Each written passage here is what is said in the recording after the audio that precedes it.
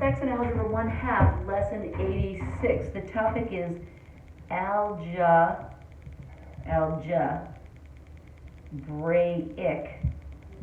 Phrases. What? That sounds hard, doesn't it? But it's not. What we're going to be doing is working on word problems. We're starting in that direction. And what we're going to learn is how to get more comfortable with taking words and transferring them into numbers. Okay, we're taking phrases, words, and changing them into algebra, numbers. Okay? So, and symbols, because that's an important part of this too. So, if you look on page 269, there is a chart that will be very helpful to you as you're doing your homework. What it does is it takes the words and it translates them into algebra, which is numbers and symbols.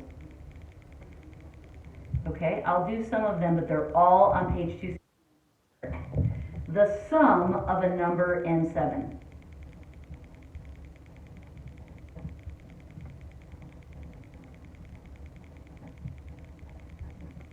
Okay, I wrote that out in words. Now, we don't know what a number is.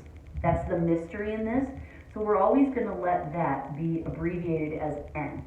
So sum tells us we're adding some number and 7. So we would write that as n plus 7.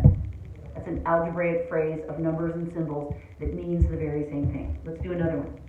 The sum, adding, of a number, oh, that's our freak child, n, and minus 7. Okay, we could write that as n plus minus 7. Or when we get a little faster and fancier, we can just go n minus 7. Those mean the same thing, don't they? This one has fewer symbols. This one might feel more logical in your brain. I don't know, your brain can jump up ahead pretty fast. Okay, 7 greater than a number.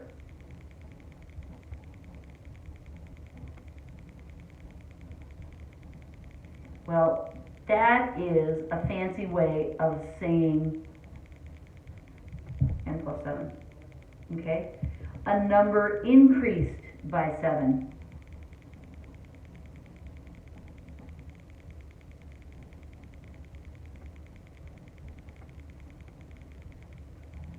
Plus n, right? Another way of saying it. So really, if you look at it, all of these words mean more or less the same thing. They mean n plus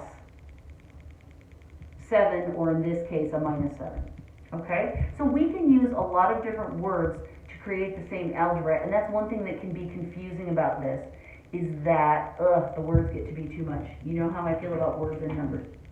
Okay? Then, if you look at the bottom of page 269, where these words are, you'll see there are a few numbers, there are a few expressions that mean subtraction. Okay, one example of that is 7 less than a number. That would be n minus 7. A number decreased by 7 would also mean n minus 7. That's in the book. I didn't write that one down. Okay, then we can multiply.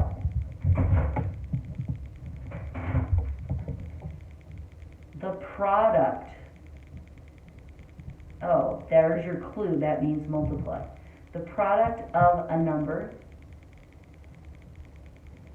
that's always our n, and 7, we would write as 7n, yeah? Twice a number. This one comes up a lot. It's 2n. Okay. Or 9 times the opposite of a number. Okay. Whenever, okay, of a number, the opposite of a number means we put a minus sign in front of it. So, 9 times the opposite of a number. That makes sense? 9 times the opposite of a number. There's the number, there's the opposite, there's the 9 times. Oh, I should write it over here, sorry. Make sense? You can kind of logic through it.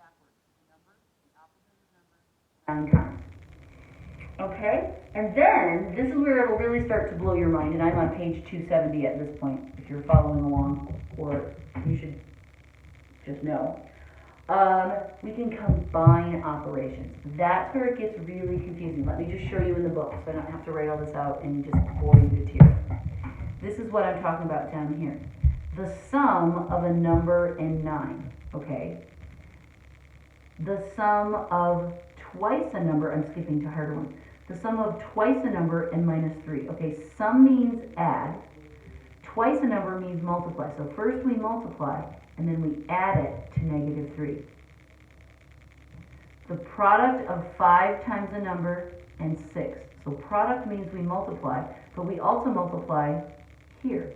So first we multiply 5n, and then we add 6. Here's the thing, Caleb. When you first start doing these, they're going to be probably fairly confusing and hard. Just check back on this chart on page 269 and 270 and make sure that you're setting things up properly before you go on and solve them, because later we'll be doing that. So, in the first few lessons, the first few times you're doing these problems, in the first few lessons of homework, feel free to use these charts.